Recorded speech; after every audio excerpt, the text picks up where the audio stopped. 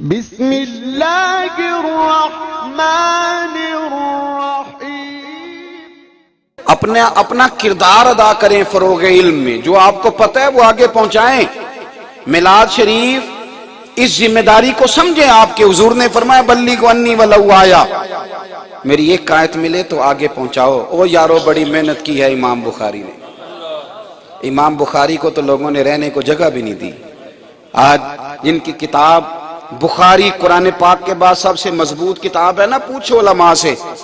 امام بخاری آخری عمر میں دعا کرتے تھے مالک تیری زمین بڑی وسیع ہے پر مجھ پر تنگ ہو گئی، کوئی جگہ ہی نہیں دیتا تھا، کبھی یہ بادشاہ نکال دیتا کبھی وہ بادشاہ نکال دیتا۔ امام بخاری کی بات کر رہا ہوں، اور تمام سیرت کی کتابیں امام بخاری کی۔ یہ شہادت گاہ الفت میں قدم رکھنا ہے۔ لوگ آسان سمجھتے ہیں مسلمان ہونا۔ آج تو بخاری پڑھ کے بڑے ٹھنڈے کمرے میں بیٹھ کے ہم ویڈیو بنواتے ہیں، لیکن سنو، اس شخص نے آخری عمر میں یہ دعا مانگی کہ اللہ زمین تنگ ہو گئی ہے مجھ پر کرم فرما۔ دوپہر کو دعا مانگی، شام کو امام بخاری کا وصال ہو گیا، شام کو پردہ کر گئے۔ بڑی محنت کی صحابہ نے۔ اگر وہ ہماری طرح رہتے نا، مدینے میں مرنے کی بڑی فضیلت ہے، لیکن حضرت بلال کی قبر ملک شام میں ہے۔ مدینہ شریف میں انتقال کی بڑی فضیلت ہے، پر حضرت ابو ایوب انصاری ترکی میں لیٹے ہوئے۔ مدینہ میں مرنے کی بڑی فضیلت ہے نا، پر حضرت سیدنا سعد بن ابی وقاص کا مزار چائنا میں ہے۔ وہ اگر یہ سمجھتے نا کہ فضیلتیں کافی ہیں تو یہاں ڈیرے لگاتے ہیں، تو پھر تو بیٹھے رہتے جم کے۔ لیکن انہیں پتا تھا کہ ہم نے صرف فضیلت نہیں دیکھنی، وہ جو علم کی روشنی مدینے والے نے ہمیں دی ہے، ہم نے جگہ جگہ جا کے تقسیم کرنی۔ وہ نکلے، وہ میدانوں میں گئے، وہ گلی گلی گئے، وہ نگر نگر گئے، وہ صبح وہ شام میں، اور پھر انہوں نے حضور کی چیزیں محفوظ کر کے۔ حضرت ابو ہریرہ نے تو نکاح ہی نہیں کیا، ساری زندگی حدیثیں پڑھاتے رہے، نکاح نہیں کیا، وقف کر دیا، علم پھیلانے میں اپنا آپ سارا وقف کر دیا۔ حضرت زید بن ثابت رضی اللہ تعالیٰ عنہ کے پاس نبی پاک کے چچا کے بیٹے حضرت عبداللہ ابن عباس حدیثیں سیکھنے جاتے تھے۔ خاندان رسول کے لوگ، کون جی؟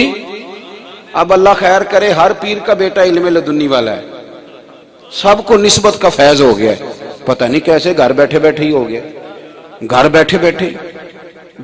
یہ آپ کیا کر رہے ہیں؟ اگر غوث آدم 12 سال پھٹی پہ بیٹھ کے علم پڑھتے ہیں تو اس کا مطلب ہے یہ پڑھنا ہی پڑتا ہے، یہ پڑھنا ہی پڑتا ہے، اس کا کمال ہے۔ اور میں علماء سے بھی کہوں گا آپ بھی تھوڑی دلیری کا مظاہرہ فرمائیں۔ بزرگوں سے نہیں کہہ رہا، جو میرے ہاں عمر ہیں، میرے ان سے گزارش کا، دلیر بنے آپ یہ چھوڑ دیں قوم حیا کرتی ہے نہیں کرتی۔ او خدا کے بندو، دین کا طالب علم وہ واحد آدمی ہوتا ہے کہ پہلے دن گھر سے نکلے تو رب کے فرشتے پیروں کے نیچے پر بچھا دیتے ہیں۔ لوگوں سے آپ کی، اور پھر لوگ قدر کرتے ہیں، کون کہتا نہیں کرتے؟ لوگ پیار کرتے ہیں، کون کہتا نہیں کرتے؟ تو میرے بھائی حضرت عبداللہ ابن عباس، اور یہ وہ بندہ ہے جسے نبی پاک نے علم کی دعا دی، دعا پیچھے حضور کی۔ انہوں نے نہیں کہا کہ مجھے دعا مل گئی ہے تو اب میں علم لدنی پہ گزارا کروں گا، حضور نے دعا دی تھی اللہ اسے فقاہت دے۔ لیکن حضرت زید بن ثابت، اور ایک روایت میں حضرت ابی بن کعب، اعلیٰ حضرت نے بہرحال الملفوظات میں حضرت زید بن ثابت کا نام لکھا ہے، ان کے گھر جاتے تھے حضور کی حدیثیں سیکھنے۔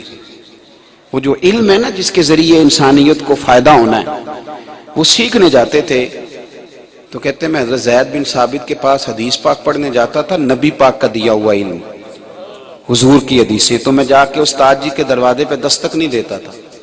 بے ادبا مقصود نہیں حاصل تے نہ درگاہ ٹوئی، تے بانج ادب دے محمد بخشا توڑ نہیں چڑھیا کوئی۔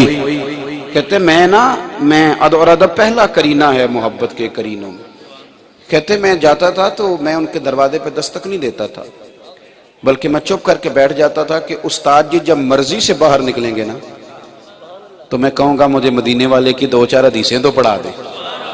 جب استاد، اور فرماتے صحرا میں دروازہ کھلتا تھا حضرت زید بن ثابت کا، صحرا میں دروازہ کھلتا تھا۔ کبھی کبھی میں بیٹھے بیٹھے تھک جاتا نا جب، تو میں وہیں لیٹ جاتا۔ فرماتے ہیں کہ ٹھنڈی ہوائیں مدینہ چوم کے گزرتی تو ریت اڑ کے میرے بالوں میں پڑ جاتی اور میری زلفیں ریت سے بھر جاتی۔ حضرت زید بن ثابت باہر آتے اور کہتے او میرے محبوب کے چچا کے بیٹے، دروازے پہ دستک کیوں نہیں دی؟ تو فرماتے آج میں اولاد رسول بن کے، خاندان رسول بن کے نہیں آیا، آج تو میں آپ کا شاگرد بن کے آیا۔ اور اعلیٰ حضرت نے ہی ملفوظات میں لکھا ہے کہ ایک دن حضرت زید بن ثابت گھوڑے پہ بیٹھ کے باہر نکلے تو سامنے سے حضرت عبداللہ ابن عباس آ گئے، دوڑ کے استاد جی کے گھوڑے کی لگام پکڑ لی۔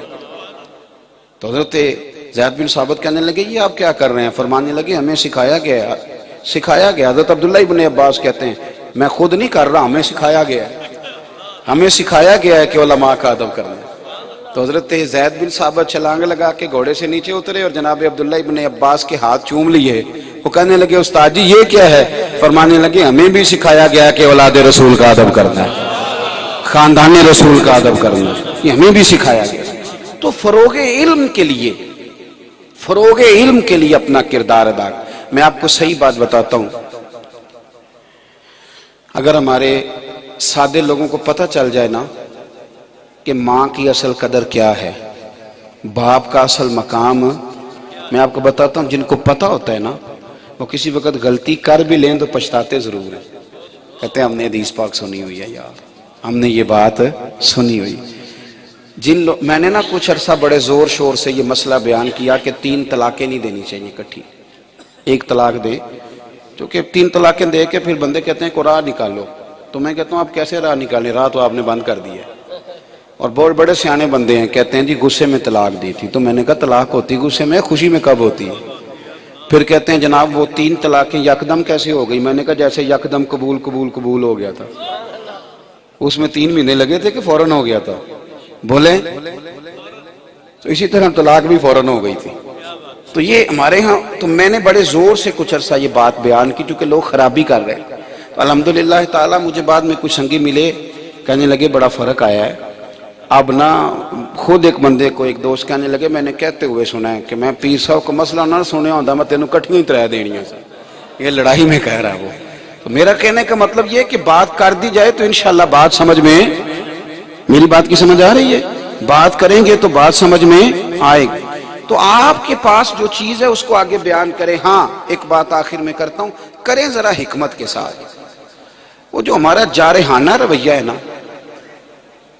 مطلب وہ تقریر کرنے والا اور مائک پہ کھڑا بندہ، اس سے تو کئی دفعہ ڈر آنے لگ جاتا ہے کہ پتہ نہیں اب کیا کرے گا، یہ کس طرح کر کے ماحول بنے گا۔ شدت نہیں، وَيُعَلِّمُكُمُ الْكِتَابَ وَالْحِكْمَةَ، یعنی کتاب بھی ہے اور ساتھ دانائی بھی ہے۔ حضور نے علم سکھایا تو ذرا حکمت کے ساتھ۔ حضرت انس بن مالک فرماتے ہیں، قاضی ایاز علیہ رحمہ نے لکھا ہے، باقی کتب حدیث میں بھی حدیث ہے، ایک بدو آ گیا نبی پاک کی بارگاہ میں کچھ مانگنے، تو حضور نے اسے کچھ دیا، تو چونکہ اسے آداب نہیں نہ آتے تھے، کہنے لگا میں تو بڑی تعریف سن کے آیا تھا، آپ نے تو کچھ بھی نہیں دیا۔ معاذ اللہ، استغفر اللہ۔ حضرت عمر فاروق نے تلوار نکال لی، فرمانے لگے میں اس گستاخ کی گردن کاٹوں گا۔ اللہ کے رسول فرمانے لگے عمر ذرا جلدی نہ کر، ٹھہر جا۔ حضور گھر گئے، جتنا دیا تھا نہ اس سے ڈبل کر کے دیا، اور چاہیے۔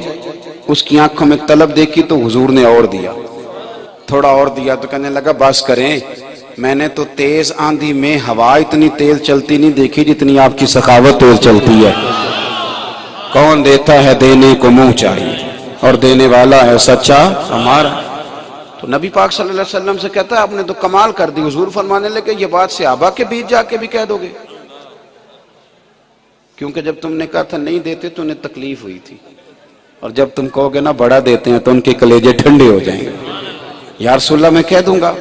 وہ باہر آیا تو آ کے کہنے لگا لوگوں میں نے طوفان میں بھی ہوا اتنی تیز نہیں چلتی دیکھی جتنی مدینے والے کی سخاوت تیز چلتی ہے۔ لوگ